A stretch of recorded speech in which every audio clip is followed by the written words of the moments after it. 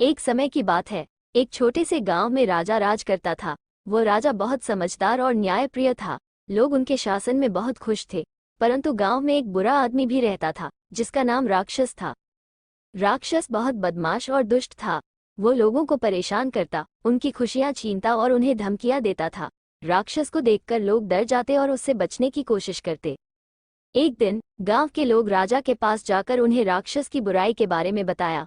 राजा ने लोगों की बात सुनी और फैसला किया कि राक्षस को सजा मिलनी चाहिए। राजा ने अपने मंत्रियों को बुलाया और कहा, राक्षस ने बहुत बुराई की है, हमें उसे सजा देनी चाहिए ताकि गांव के लोग खुश रह सकें। मंत्रियों ने राजा की बात सुनी और कहा, हाँ राजा जी, आप सही कह रहे हैं, हम राक्षस को सजा देने के लिए तैयार हैं।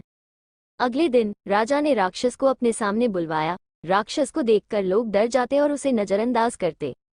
राजा ने राक्षस से पूछा, तुमने बहुत सारी बुराई की है, अब तुम्हें इसका पछतावा हो रहा है?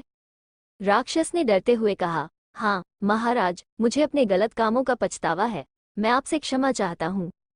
राजा ने सोचा कि राक्षस ने गलती स्वीकार ली है और अब वह सच्चा हो गया है, इसलिए उसे सजा नहीं देनी चाहिए।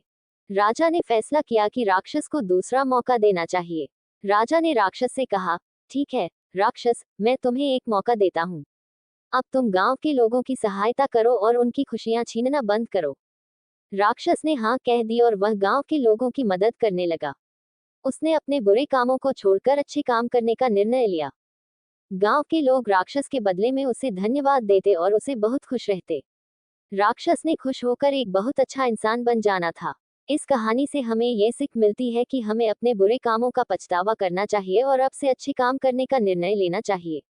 हमें दूसरों की मदद करनी चाहिए और उनकी खुशियां छीनना बंद करना चाहिए।